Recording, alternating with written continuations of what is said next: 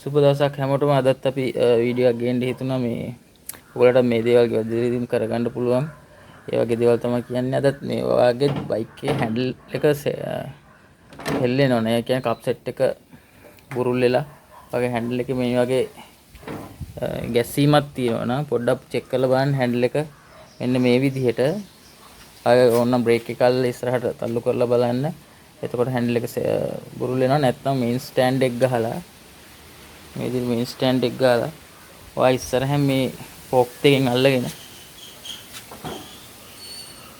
මම කරලා පෙන්නන්නම්. බලන්න මේ විදිහට බලන්න මේ හැන්ඩල් එක හෙල්ලෙනවද කියලා.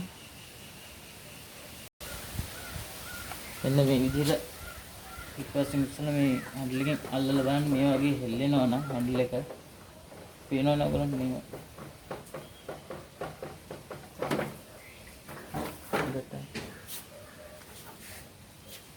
කරගන්න මේ අතට ගන්න මේ සෙට් එක මොනවද මේ වගේ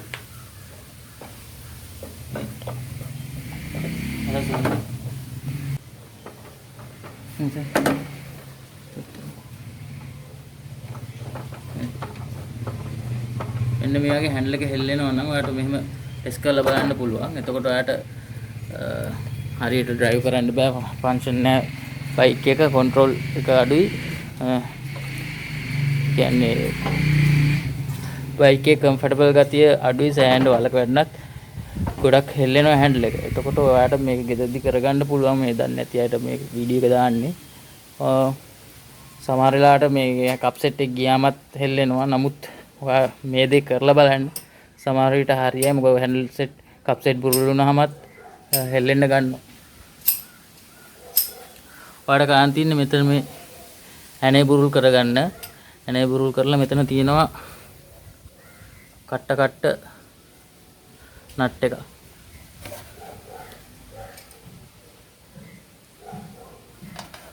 කට්ට නට් එක.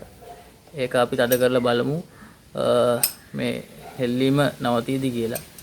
ඒක ගොඩක් තද වුණාන් පස්සේ හැන්ඩල් එක කැපෙන්නේ නැහැ. නමුත් ගානකට තද වුණාන් පස්සේ කප් සෙට් එක තද වෙනවා. ගොඩක් තද වුණොත් හැන්ඩල් එක කැපෙන්නේ නැහැ. තදයි. තද වෙනවා නම් ඔයාගේ කප් සෙට් එක සමහර වෙලාවට ගිහිල්ලා තියෙන්න පුළුවන්. නමුත් සාමාන්‍ය ගාන තද කරාන් පස්සේ හැන්ඩල් එක හෙල්ලෙන්නේ නැත්නම් තව ටික කාලයක් පදින්න පුළුවන්. අපි බලමු කප් සෙට් එක බුරුල් වෙලාද වෙලා තියෙන්නේ නැත්නම් කප් සෙට් එක රේසර් ගිහිල්ලා මොන හරි වෙලාද කියලා. ඕනම් බයික් එකක ඔයාලට මේ දේ කරන්න පුළුවන්. අංකයකට විතරක් නෙමෙයි අනිත් බයික් වලත් මේ කප් සෙට් බුරුල් වුණාම හැන්ඩල් එක හෙල්ලෙන්න ගන්නවා. ඒ නිසා මේ සිද්ධාන්තය එකයි අනිත් බයික් වලටත් මේ විදිහම තමයි තියෙන්නේ. පොඩි වෙනස්කම් වගේක් තියෙනවා. නමුත් ඔයාලට කප් සෙට් එක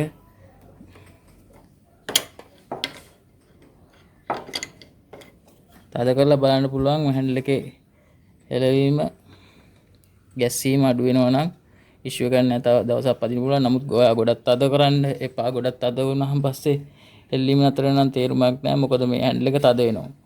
හැන්ඩල් එක තද වෙනවා නම් ඔයාට තද කරලා කප් සෙට් එක තද කරලා පාවිච්චි කරන්න බෑ. මොකද හැන්ඩල් එක හිරයි.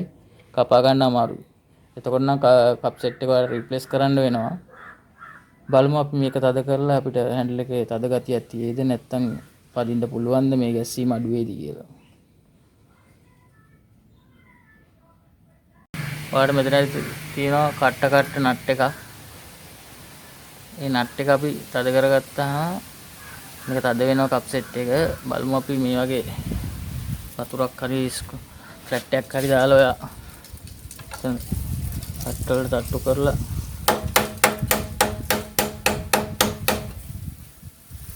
තද කරගන්න ඕනේ.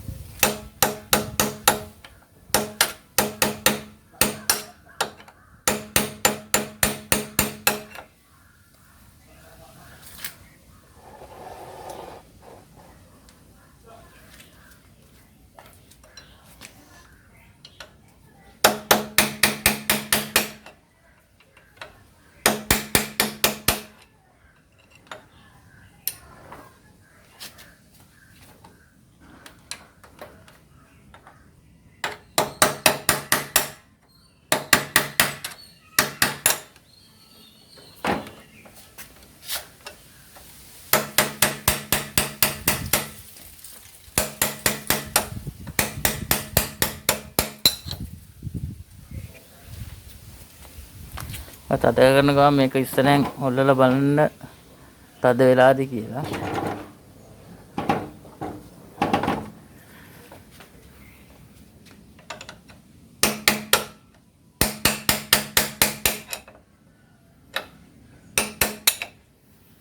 හැන්ඩල් එක කපලා බලන්න.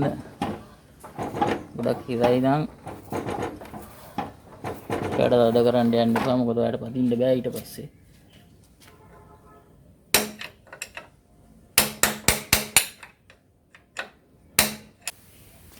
මේ ආකාරයට හොල්ලලා බලන්න. තව පොඩි ප්ලේ එකක් තියෙනවා. අපි නැවත තව පොඩි ප්ලේ එකක් තියෙනවා. අපි නැවත පොඩ්ඩක් තද කරගන්න බලමු.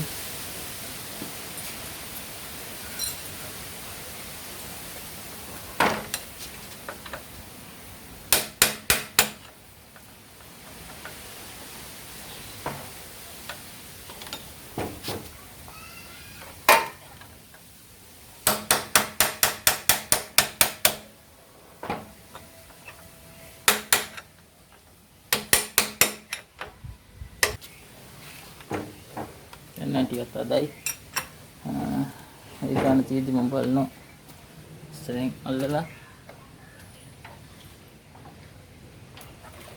දැන් ප්ලේ කරනවා. ඔයගොල්ලන්ට සමහර පේනවා අඩුයි.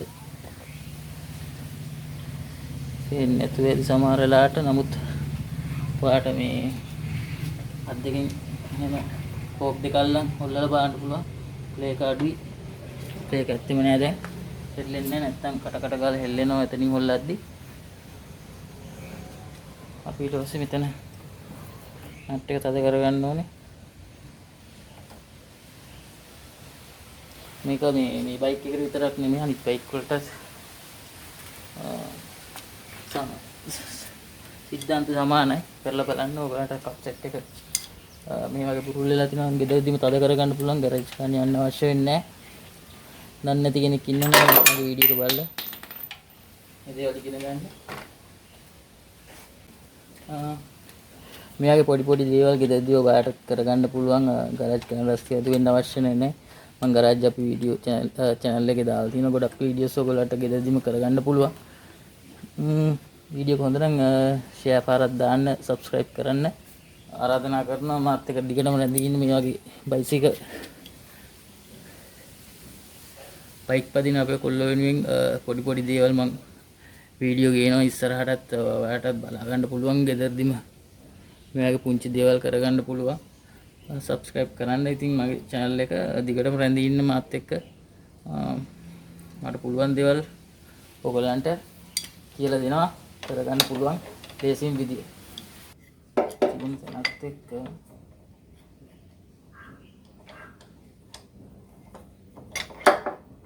හරි මම නට් එක තද කරන් ඉවරයි. දැන් ඔයාලට ඕන ඔයා මේ කපලා බලන්න. ගොඩක් තද නම් තාටිය බුරුල් කරන්න යන කප් සෙට් එක. මේක නම් ගාන ඉෂුව එකක් නෑ. මේක ඔයාලට ඉස්සරහින් මේ හැන්ඩල් එක ඕන බ්‍රේක් එක තද කරලා ඉස්සරහට කරලා බලන්න හැන්ඩල් එක එල්ලෙනවද කියලා. නැත්තම් පෝක් අතින් ඉස්සෙල්ලා මම පෙන්නුවාගේ මේ පෝක් අත් දෙකෙන් අල්ලලා හොල්ලලා බලන්න හෙල්ලෙනවද කියලා. ඉෂුව එකක් නෑ. මේක තව ටික පදින්න පුළුවන්. නමුත්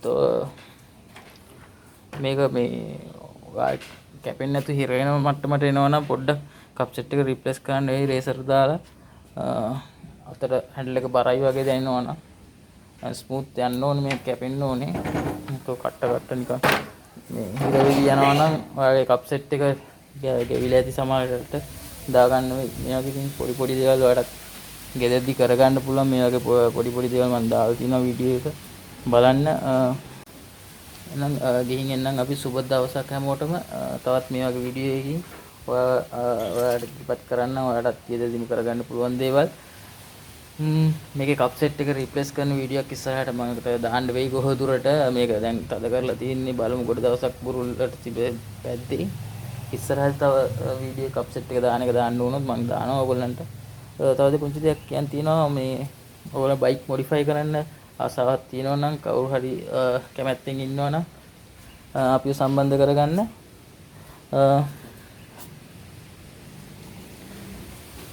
අපිව සම්බන්ධ කරගන්න. මේ සර්විස් එක අපි දෙන්නම්. ෆ්‍රී කිසිම කිරීමක් නැහැ. ඔයා බඩු ටික විතරක් අරන් එන්න. සර්විස් එක මම දෙන්න. පුළුවන් උපරිම සහයෝගය දෙන්න. මොඩිෆයි කරන්න ආසාවක් තියෙනවා අපේ බයිසිකල් පදින කොල්ලන්ට කරගන්න සල්ලි අපහසුතාවයක් තියෙනවා එක එක තැන් වලට එන. නමුත් සර්විස් එක මට පුළුවන් විදිහට හැමදේම මම ෆ්‍රී දෙනවා. කැමති නම් අරන් එන්න. අපි කරලා බලමු හොඳ මොඩිෆිකේෂන් එකක්.